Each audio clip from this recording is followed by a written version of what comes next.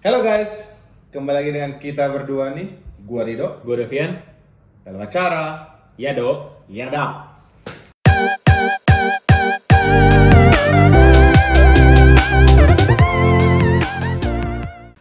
Oke, hari ini kita mau ngebahas sesuatu yang lagi booming banget. Apa tuh? Booming dah pokoknya. Booming. Sonic, film Sonic. Lebih boom lagi dari itu. Dilan. Bukan, Titanic. Anjir. Apa nih? Boomingnya Oke. apa nih? Film kah? Bukan, jadi ini adalah sesuatu fenomena Hmm. atau kata orang pandemik yang sekarang ini jadi satu masalah satu seluruh dunia sih. Iya, iya. Pandemik itu yang hitam putih kan? Kungfu pandemik. Ah, terus? Terus? Iya kan? Seluruh dunia. Oke. Jadi efeknya itu sebenarnya ini ke banyak sektor. Oke. Jadi mau dari sisi ekonomi, terus dari sisi Kirain Bintaro, sektor 1 sampai 9. Ekonomi, terus bisnis, eksekutif, ada juga first class. Oh iya bener, kereta. Nggak, jadi Bang, kereta. lagi bukan dikit. Nanggung. Oke, jadi kita bahas apa nih? Bahas tentang corona. Ah, bosen. Orang semua bahas tentang itu, corona, Yeah. corona. Yang kita bahas bukan coronanya, Ah, dampaknya dari corona. Hmm. Itu efek cerita. Iya, iya, iya. Oke. Dampaknya mabok kan? Kebanyakan minum corona. Bukan yang itu. Bukan. Harum. Oh, beda. Beda. Oke, siap. Jadi Karena kalau corona nggak bikin pandemi.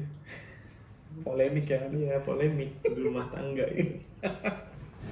Oke. Jadi kita mau bahas sebenarnya kan kalau kita tahu sekarang ini spreading dari corona udah mulai luas banget ya. Yes, betul. Di mana-mana penularan itu bisa terjadi. Betul. Jadi untuk kalian, for your information, corona itu tidak menyebar secara dari udara ya. Jadi kalau bersin gitu belum tentu orang ini kena, belum tentu orang yang dekat kita langsung tertular. Kecuali ileran dia kan. Nah, ileran terus digituin. Tarin ke muka lo, baru deh. Jadi penularannya itu dari sentuhan, oke? Jadi kalau misalnya gua corona terus gua bersin atau batuk terus gua gini, terus Mas Rido sentuh di ini yang sama terus dia pegang muka, nah gitu. Nah itu bisa jadi tertular. Oke, oke. Tapi Nah. for your information lagi, tidak semua orang itu menjadi atau tidak semua orang memiliki gejala dari corona. Oke. Bisa jadi dia sebenarnya tertular, tapi jadi carrier aja. Oke. Jadi pembawa virusnya aja, karena mungkin imunnya kuat dan segala macam, tapi dia bisa menularkan. Oh. Itulah makanya kenapa banyak yang lockdown, terus lebih baik di rumah, ada hashtag seperti itu. Betul. Itu sebetulnya penyebabnya. Oke. Tapi yang kita bahas di situ bukan di sini bukan itu aja.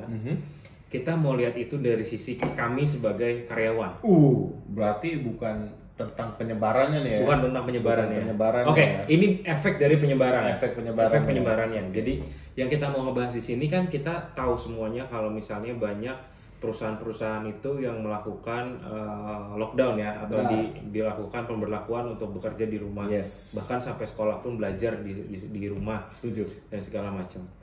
Gitu. Menurut lu sendiri nih, kebijakan seperti itu baik atau tidak? Kalau menurut gue pribadi ya, kerja di rumah baik atau tidak, kalau menurut gue sih 50-50 ya. Kenapa? Karena kita harus lihat dulu nih bisnisnya mereka apa, kayak gitu loh. Mungkin kalau kita bicara tentang yang IT masih make sense untuk dia kerja di rumah. Tapi ya kan ada beberapa hal juga yang mungkin dia harus melakukan pembayaran, harus melakukan penagihan dan segala macam, kan dia butuh kertas basah dan segala macam. Ya itu akhirnya nggak bisa dicapai kalau lu kerja di rumah kayak gitu. Jadi kalau menurut gua sih mungkin karena panik kali ya. Mungkin karena panik, terus ngejaga juga supaya jangan tersebar cepat, jadi akhirnya di lockdown gitu. Cuman kalau dibilang itu kan masih abu-abu nih jawaban gua. Tapi kalau dibilang hitam atau putih, gue jawab sih nggak efektif. Nggak efektif berarti baik atau tidak baik? Kalau menurut gue sih tidak baik. Kalau gue Tidak ya, baik ya? Kalau gue kayak Oke. gitu. Kalau dari pandangan gue sendiri, gue kurang setuju sama kebijakan ini sebenarnya. Menurut gue ini nggak baik karena satu hal, eh, maaf tapi menurut gua mentalitas orang Indonesia saat ini mayoritas ya. Ya. Kita nggak ngomong keseluruhan, mungkin sebagian. Ya, oknum aja lah. Ya, itu mentalnya itu kalau dikasih work from home atau study from home, itu mental mereka begitu ada kata WFH, itu artinya libur. Ya, itu dia. Gitu. Setuju. Jadi secara mental kayaknya orang Indonesia tuh belum siap gitu, apalagi untuk menanggung responsibility gitu, untuk bisa bekerja di rumah tetap produktif, tetap mengerjakan task mereka. Itu kayaknya saat ini orang Indonesia masih harus di bagian itunya masih harus diimprove deh. Betul menurut gue. Karena ya kalau kita lihat aja deh, kalau di kantor-kantor ya kita nggak usah sok munafik ya. Dalam artian ya pasti ada titik di mana memang lu ya capek juga ada, atau mungkin lu butuh hiburan gitu. Lu di kantor pun kadang masih bisa buka YouTube. Ya. Di kantor pun kadang lu sometimes ya lu buka game sesekali, habis itu udah gitu. Apalagi ini yang dalam artian lu di kantor dan mungkin bisa diawasi gitu. Apalagi yang lu di luar. Di rumah lagi kan? Iya kan? Lu buka laptop tapi tidur. Iya. Bisa aja kayak gitu kan? Ya mungkin buka laptop malah nonton film, streaming dan segala macam ya. Bisa jadi. Jadi emang menurut gue sih emang itu salah satu faktornya, karena balik lagi orang Indonesia kadang kalau untuk dilepas less supervising gitu ya, atau minim supervising itu kayaknya masih susah gitu. Masih susah. Jadi benar. Kayak mumpung gue gak diawasin nih, gue bisa main dulu apa dulu. Jadi let's say 8 jam kerja yang biasa di kantor productivity-nya bisa 70-80%, mungkin kalau di rumah less than 50% lah. Benar gitu. Benar juga sih, karena ini kalau gue relate ke dulu gue sempat magang ya. Jadi dalam artian gue pernah part time. Yang gue lakukan bisa di rumah. Part time. Party time. Jadi gue sempat part time.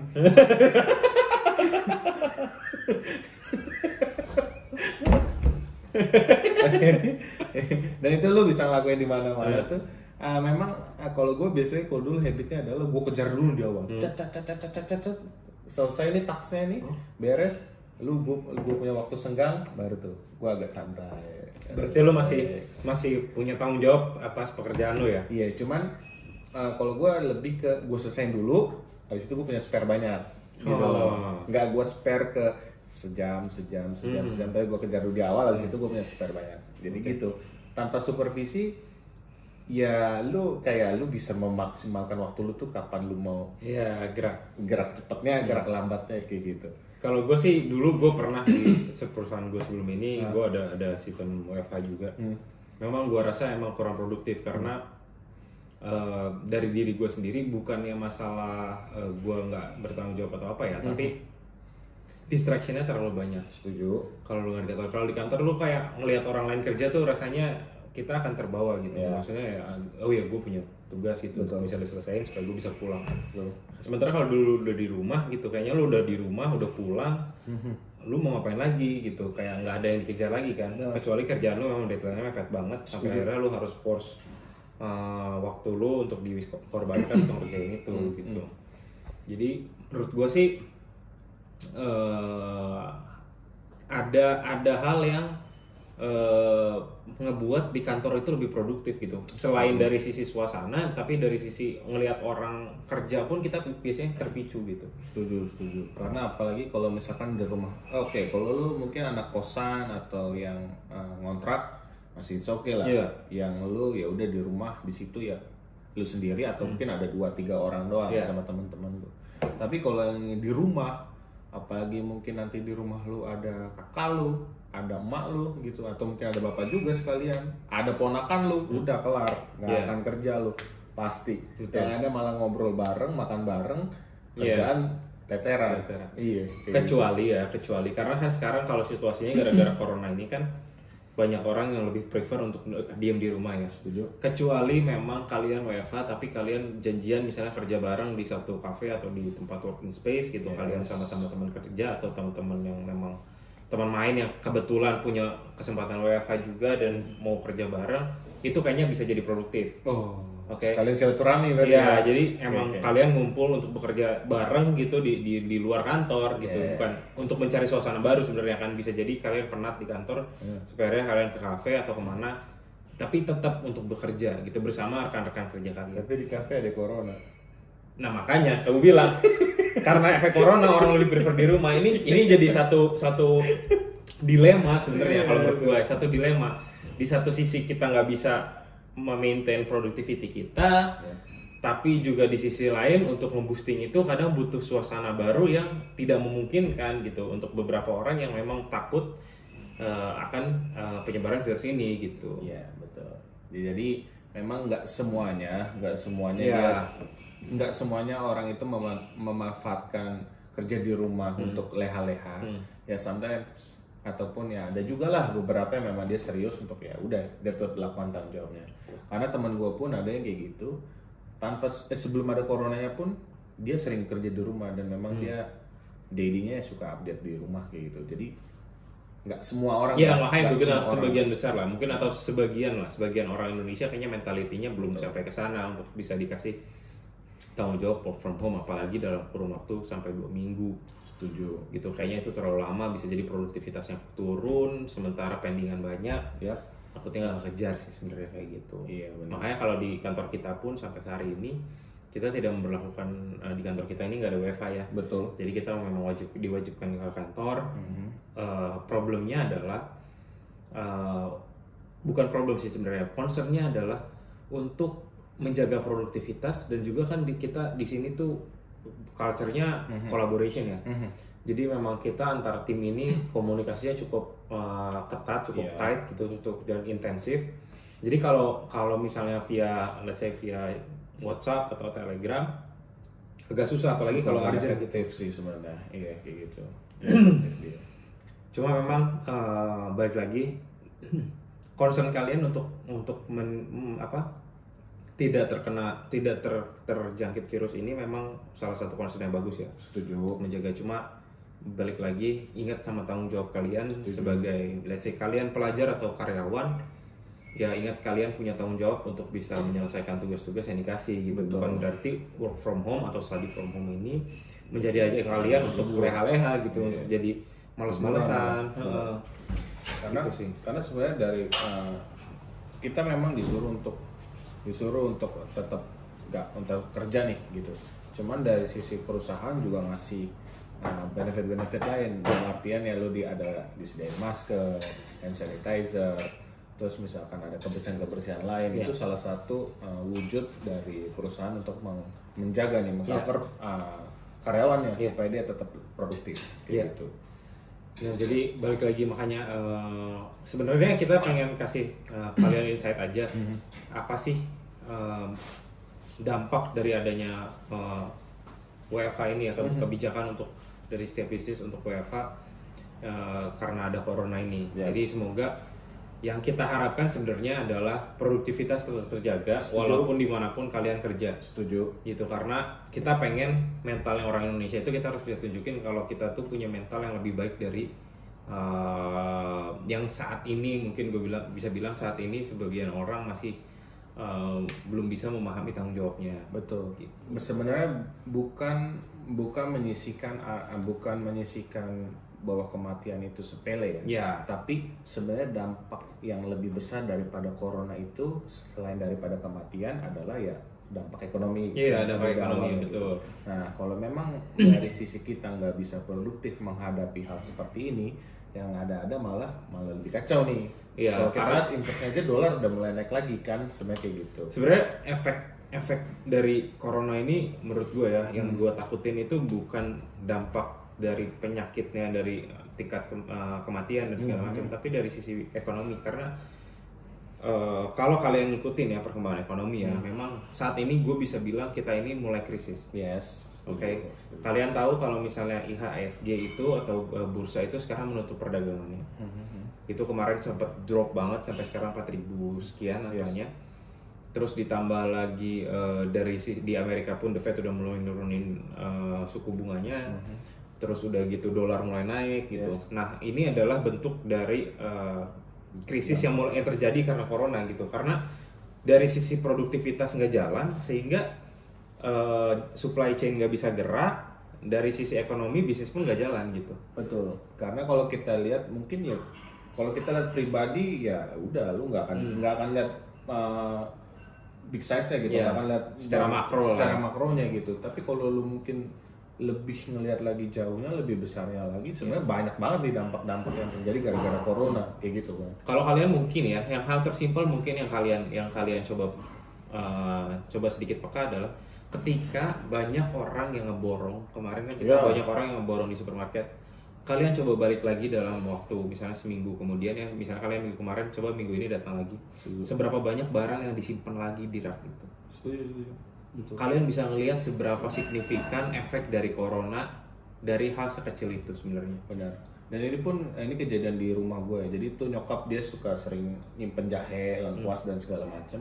Dia cerita sebelum itu statement dikeluarkan bahwa corona ada yang 2 orang itu, dia tuh masih beli jahe tuh di sekitar angka 10.000, 15.000 sekilo.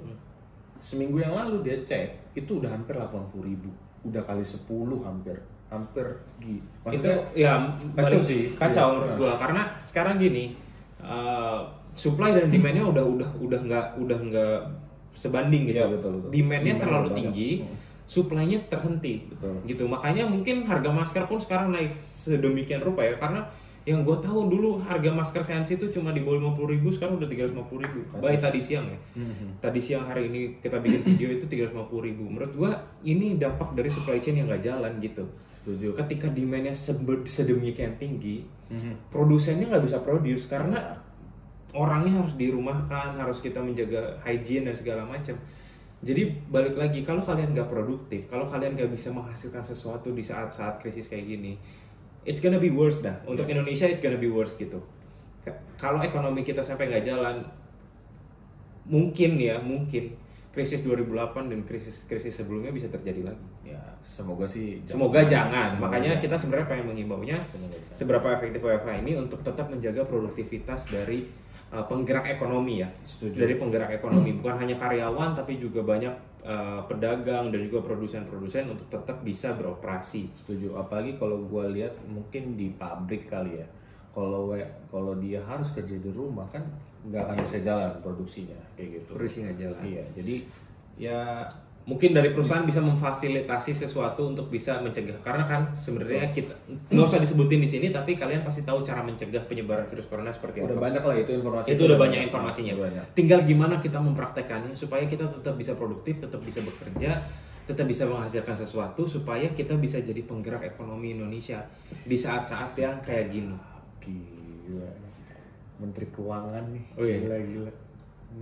Nggak boleh nyuci muka. Oh iya, kena lu corona. Oke, jadi mungkin kalau setelah ini kita nggak ada, maksudnya udahan gitu loh. Ya, tolong dikeraskan aja. Ya. Oke, jadi cukup sekian informasi tentang kali ini. Jadi semoga berguna. Oke, jangan lupa bahwa apapun yang kalian lakukan, mau di kantor ataupun di rumah, terlepas itu dari corona atau bukan, ya, tetap tingkatkan produktivitas kalian supaya ekonomi Indonesia tetap berjalan. Oke, jangan lupa untuk klik like, kemudian klik subscribe sama share video ini. Sampai jumpa di video selanjutnya.